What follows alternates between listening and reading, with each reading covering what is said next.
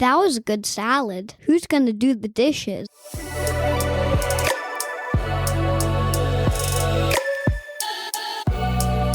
Hi, I'm Hostion Ho. I'm living in Vancouver, BC, Canada, unceded territory of Musqueam, Squamish, and Tsleil-Waututh nations.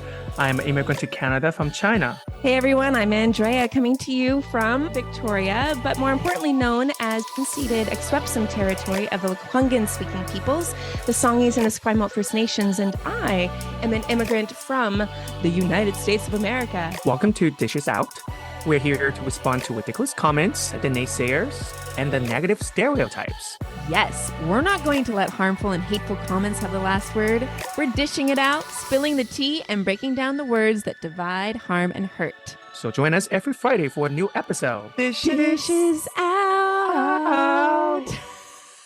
Hey. Hello, welcome back. Whose voice is that? I know you have missed me. I know you all. Oh, yes. Have been missing me. Everyone. Because I've been traveling. You have. I've been getting so many messages saying, where's Hostion? The podcast is looking too white. And we want Hostion back. We want more color. And the color is back. Hey, yes. And the party color, is the back. The voice, the face. That's right. The vogue. The brain. The everything. The brain.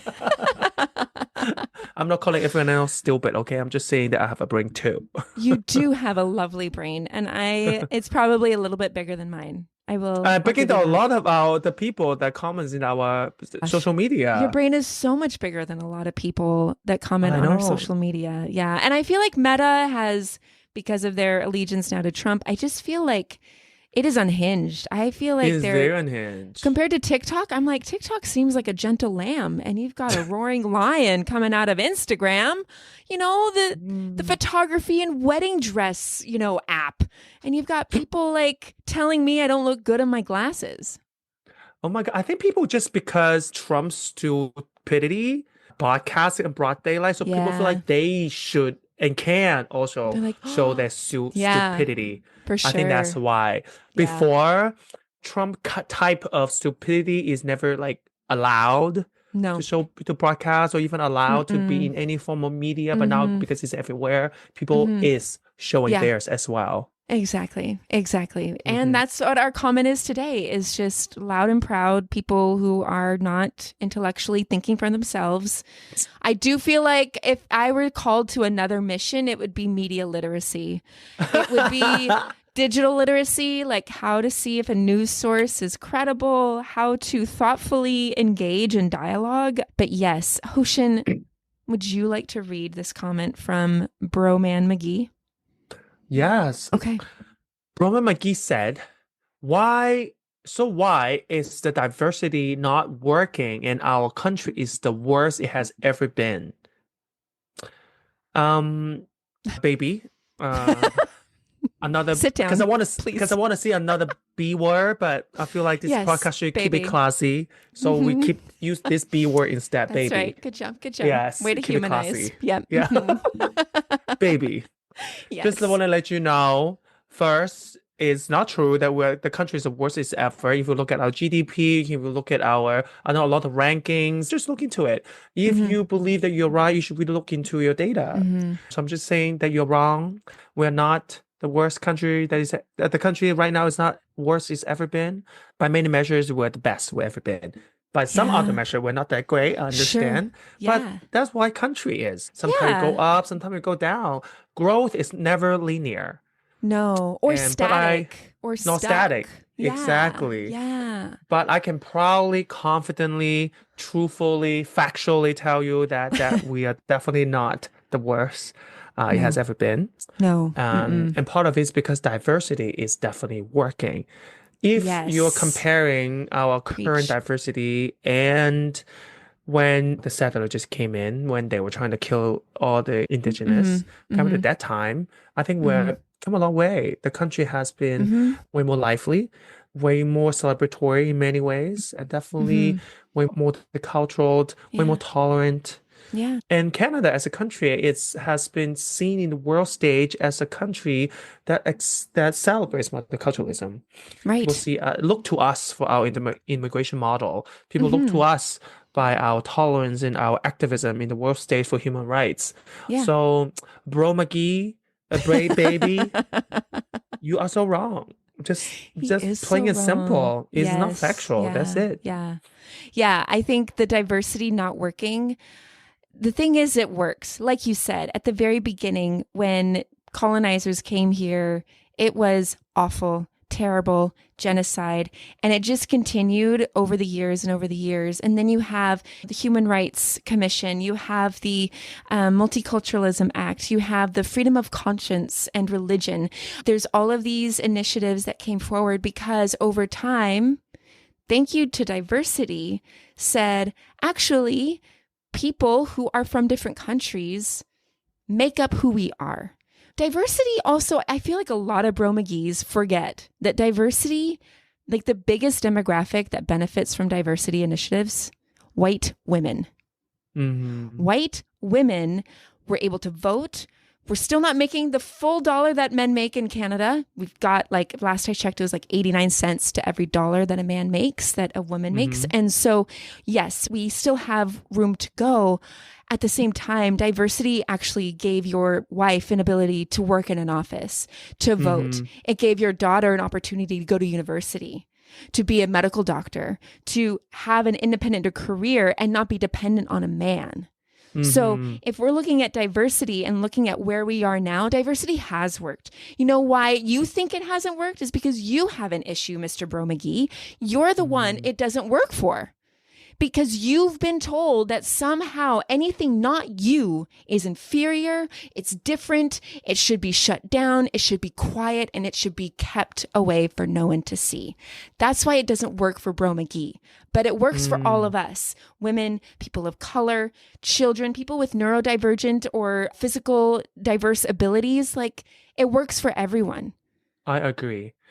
And in many ways too. When you say diversity does not work, it's such a lie too, because this Bro McGee, I guarantee this Bro McGee also maybe go eat sushi, go eat Italian food, go eat Indian, go eat other food than a boring burger. Yeah, exactly. That, by the way, is also not American nor Canadian. No. It's from Europe. So technically, it's kind of diversity too. Totally, yes. All the food you eat, some of the clothes you wear also from somewhere else. Yeah. Exactly. Everything that this person does accesses the goods that they buy. We're so interconnected. There's just no escaping that. And to say that diversity... they're part of this diversity that this person is talking about. Exactly. Most of your food are from Mexico. Yeah. Don't eat that Yeah. And this guy will not realize that he has diverse things about himself. I think that's the biggest disconnect for a lot of, I will say white people in general, but I think particularly white men, is they don't understand what diversity is or embodies. And they don't recognize that is embodied in them. The way that you respond in a conversation, the way that you feel like you work hard, the way in which you communicate to a coworker, all of that embodies a diversity unique to yourself. And so, Bro McGee, the diversity is working, and we're just waiting for you to catch up, because you're also a part of this diversity. You're a part of this Canadian salad. No one's saying you're not. We're just saying we matter just as you. That's all. That's it. Yes. And that works. For the privileged, when their privilege be taken away, they see it as oppression. And I think what's not working for them is that their privilege taken away. So for them, that's not working for them. But it has to cost something, because it's cost everyone else. I know. But again, for them, they only see it as their privilege being taken away. They enjoy less privilege now. Sure. So for them, that's oppression. Yeah. Even though for everyone else, we are approaching equality. But for them, it's oppression. Yeah. So that's why it's not working for them. We understand it's true. Why. And I think that's the reckoning we'll continue to face with diversity initiatives. Like, white people have to pay some kind of price. Yeah. And I think the biggest price is ego. And that's not even a big price. That's not like taking away your language, your culture, your children, your heritage, everything about you. We're talking ego. We're talking pride. That's what we're talking about. But until it starts costing us, then it's not going to go anywhere. We have to recognize that what we're asking is not very big. We're not asking you to lay yourself down on the railroad tracks. Which they will not. No. These people will not. This Bro McGee will not. Bro McGee. But there's another thing. Every war, look at the Civil War in the States or the American-Canadian War. All these wars, there's a lot of people who died for us. People that are not white. People that are not diverse. As to this Bro McGee, they lay down their body for us for your right to literally shit on them. Exactly. And we're not even asking for that right. We're not asking to shit on you. We went non-classy now. Oh, but I think I tell this to Lincoln sometimes. I'm like, there's a time and a place to swear. And sometimes, as long as it's with family, I get it. But there is a time and a place because we're not asking that. We're just asking, hey, just shit in this hole, in the ground. Not on people. Exactly. Don't on people, baby. We're not asking no. the same for you. We're just saying, let's just, anyway. I know. Yeah. Frustrating, isn't it? It is frustrating. Bro McGee, buddy. If you see, you can go to our Instagram and see this comment. It's under a video clip about me saying that we can diversify Canadian global markets due to what's happening in the States. But a lot of Bro McGee's had a big issue with that. And this Bro McGee was one of them. Yes. Yeah. So we know. It's okay. One day, maybe. One day. So check out our Instagram, please. Yes. Keep the comment flowing. We love some lovely comments too, but we don't mind this kind of comment as well because it makes us aware what's out there. Yeah, it does. It does. And it helps us understand. I think I told this to Lincoln when he did dishes out with me, that it's good to talk about bad things because it helps us know how we can respond or how we can navigate our feelings. Because if we don't talk about these comments, the silence gives them that power. I agree. And it is, without this is old saying, without darkness, there's no light. So without this kind of stupidity, we don't know how appreciate we are to people that are genuinely good and kind. Exactly. And smart. Exactly. Obviously. And smart. Big brain. So like you. Well, join us next Friday, everyone. Thank you for coming out to our Dishes Out. We'll have another juicy one next week. Have a wonderful week and stay warm and stay well. Yes. Talk to you next week. Bye. Okay.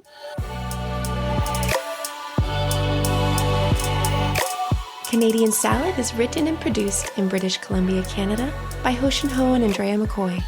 Theme music is by Naver Avityan from Pixabay.